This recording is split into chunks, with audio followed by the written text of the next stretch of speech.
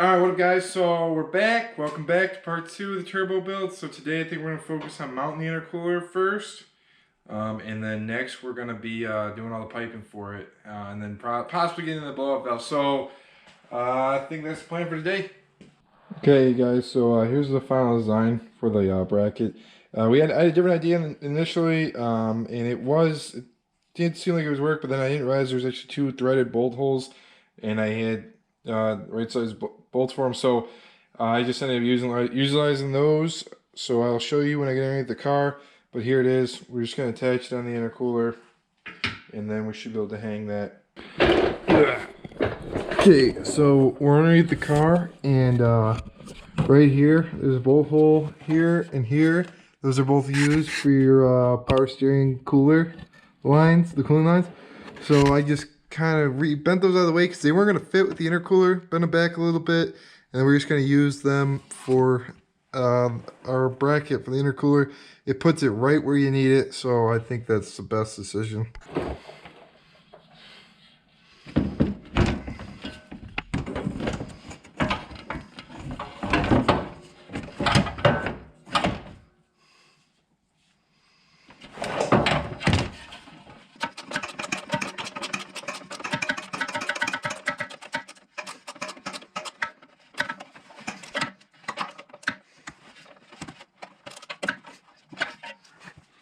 Okay, so I got the intercooler. It's up, it's good. A little bit of wobble, but I think once we start putting these boots on with the piping, it should solid up, make it a little more solid. I mean, maybe I could just make another bracket on the bottom. We'll see after the boots are on there.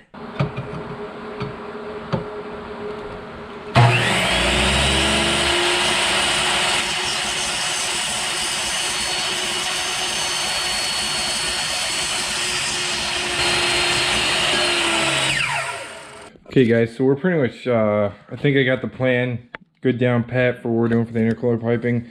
I was able to borrow some views from a friend of mine. He had a couple laying around, so he pretty much just gave them to me. So I was able to trim those up, so we do have a nice U. The reason I did pick this intercooler routing is because I didn't really have to cut any fender. That's what everywhere I read, everybody was saying to cut the fender over here. I was a little skeptical about it just because I kind of wanted to make this car, if I ever wanted to go non-turbo to sell it, you know, make at least a smallest of a footprint possible. So I was able to feed it through here down in without really hitting anything. So I think that was just me being able to do that. I think that makes it nice and easy. So we got the U going over there, the elbow going down, and then I will take you to the bottom of the car. Okay, underneath here we got this pipe was a 90, comes down into another U that I had got from him that I kind of chopped up even more. So then it goes to the intercooler, over the intercooler, a third U that I got from him to a 75, I think it is, up to that 90, which goes into the intake. So the one thing I do have left, I need to take all this apart and then bead roll everything that needs a bead roll, and then also add the clamps. So once again, I do like this routing just because it doesn't really interfere with, you don't have to really chop too much things up on your car. And then also it definitely should clear all the wheels. And so that was another kind of hesitation of going through the wheel well. I was kind of nervous about the wheels rubbing. Okay, got the intercooler piping apart. Slowly just bead rolling it. The way I'm doing it is kind of the good old-fashioned way. I got my wire strippers and crimpers, so I'm just going to use this to get in there. Just I just keep doing that consistently in the same spot. You know, about 1/4 of an inch from the edge of the pipe. And then what it does, it makes a nice bead around there, kind of the exact same as if it was, you know, bead rolled. So this will prevent those intercooler pipings from blowing off. Okay, so next I'm just going to put the clamps on there. Just snug them up, just so that way they're kind of somewhat in place by the time I gotta put them on there so they'll be like relatively loose. We can still like move it around and adjust it, but they'll already be on there, so we don't have to deal with, you know, accidentally putting it together and have to take it back apart.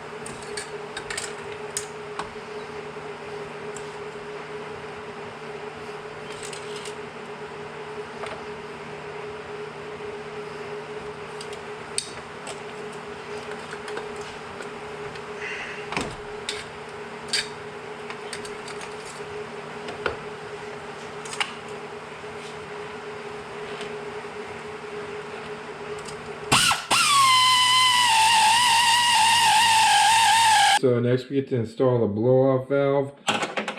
Should be nice and easy. Just got some RTV on the surface and a little bit on the blow-off valve mating surface. So we got a gasket. Blow-off valve, we got a gasket comes with it. It comes with some Allen wrench bolts. So we're just gonna slide it in there, torque it down. You can put this either facing up or down. I'm gonna put it facing down just in case like any water or anything like that. We don't need it. That and the blow-off valve is gonna get in the intake or prevent it from opening, or just all types of bad stuff that we don't want. We don't need. And then after this, we will figure out the piping or the vacuum for all the vacuum lines, boost lines, to control these the blow-off valve, wastegate, all that. Okay, guys. So right now, just a quick update. I just wanted to go over the vacuum lines for everything. So we got the blow-off valve over here. We just got one line going from here up to the on the engine side of the throttle body. So we have so after the throttle body, we have a vacuum port. Just went to that. Next, I took off the vacuum line that went to the charcoal canister solenoid. So what I put there was, this is the line for the Mega Squirt. It's the map sensor on the side of the Mega Squirt. Just goes to that. I figured the only other option or another option I would have would just be to tee off of another line, which I probably will do in the future. But I would need to do would be to put a check valve in on this vacuum line, so that way, you know, we don't get any boost leak when we're in boost and it's only operating in vacuum. Next is back here we have the vacuum line for the cruise control. So same thing. This is for the manual boost gauge in the car. I'm going to disable the cruise control right now, but if I ever do go back, or when I do go back, you're gonna have to put a check valve in this line too, in line. So just cut it, put the check valve in there, so that way no boost leaks out to the cruise control. And then in addition to this, I did block off, this is the PCV tube. I blocked it off with just a bolt for now until I find a cap that'll fit on there. I'll just make a stop by the store. And then I have this venting it to atmosphere, which I also need to figure something out for that. I need to get a catch can. I think that's the plan. And then as well as this also venting to the atmosphere. So I'm going to order a catch can, but that's what we have for now. So next, we have for our wastegate, just I bought this barb. It's 1/8 pipe thread, so like just a 1/8 barb, 1/8 inch barb from Ace. It was like $1.30. So it just goes down to the top. It goes to the bottom port of the wastegate. On here, the way it's positioned, since it's upside down, it's the top one. So that's just goes straight just to there. The reason why I put it to here, you could go to the intake manifold. The reason I did here was just because this is going to see the maximum pressure, and it's going to see it the fastest.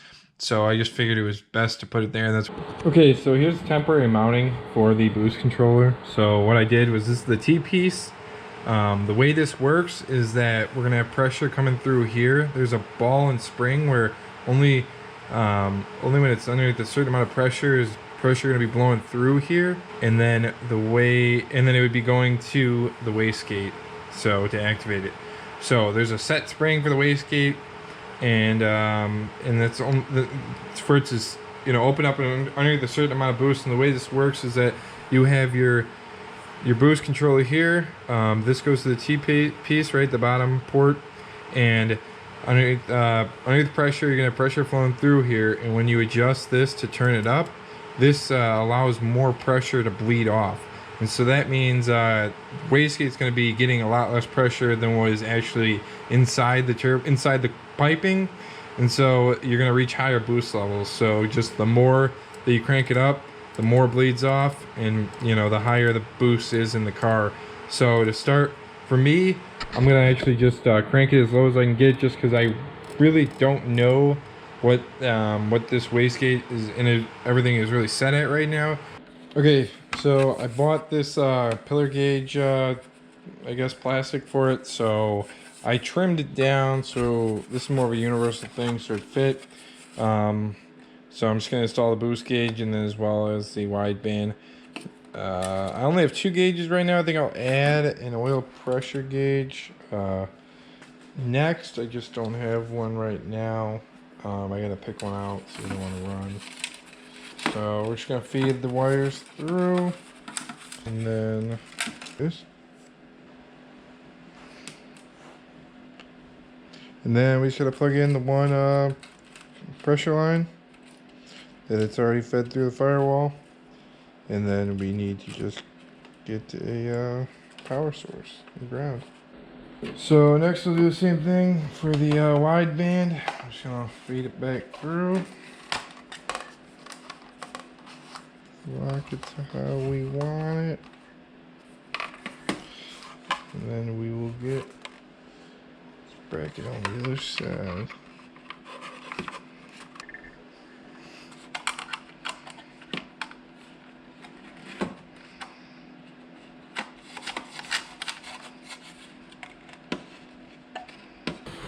Alright, so vacuum port.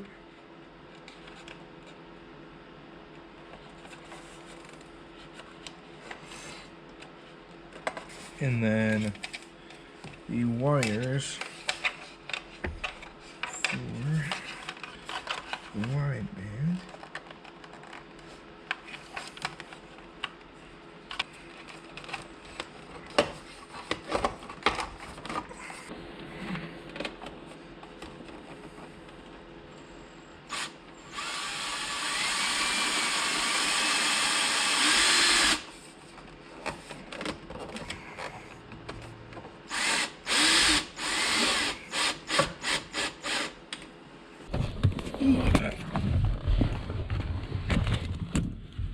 Okay, so right now I'm underneath the car, and I was looking for a power source that would be switched on when the key is in the on position. So what I ended up doing, what I ended up finding, was I took my power probe, I went to each one of these circuits, kind of just found something that when I key it on, it has power. I found this one yellow wire, and then I had a schematic. I looked it up, see what this was. It was for the cigar lighter.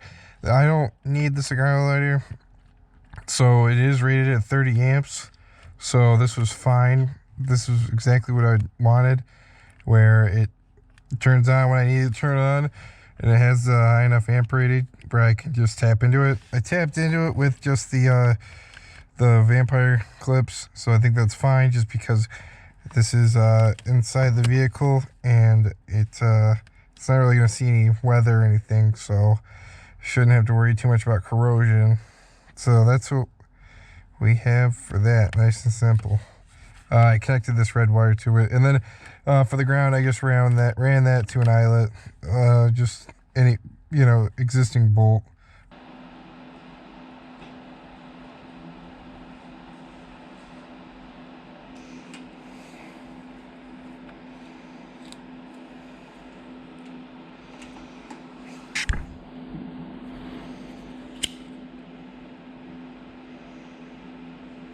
Alright, so let's give it a test. So as you can see, it's brightened up with the wideband and the cluster. So I'd say it's all good. Okay, so next big important thing I got for the Miata is some new plugs. I ended up going with the NGK BKR7Es. So big thing you want to do is we want to gap them properly, right? We want to get the right gap. So right on line, best gap for some for like 15 pounds or a little bit more would be 28 thousandths of an inch. So I think we're gonna run 28 thousandths on these. So I think stock they're probably about 35. So we're gonna.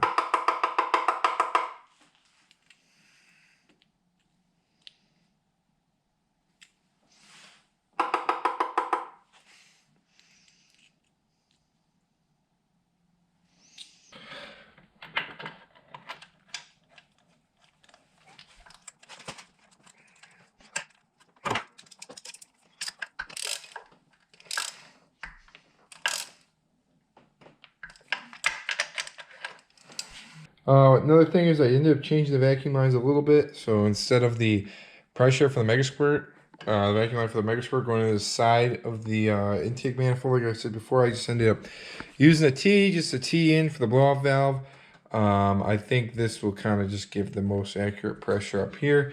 All right, we got the Miata out of the garage. It's idling right now.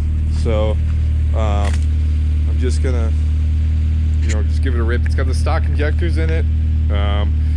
The streets should be pretty clear, so I'm just gonna see if we can hit a little bit of boost after she gets a little warmed up. I'm just gonna probably do a second gear pull so we should be able to spool it up.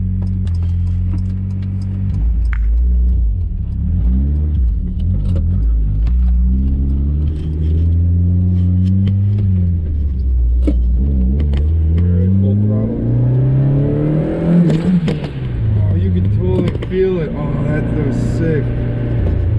So I let off at like 5,000 RPM just because I was like a little paranoid of going a little higher. Oh, it felt good though. Damn, I'm happy for that.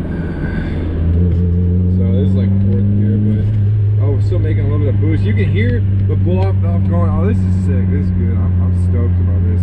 All right, I'm gonna probably try to do just like another run. I think I'm gonna go somewhere that's, there's not much traffic out here, but I'm gonna go somewhere that is like dead, Okay, so here's another one.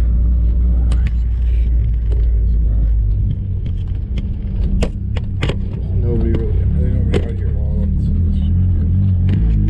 Alright, full throttle, you can see.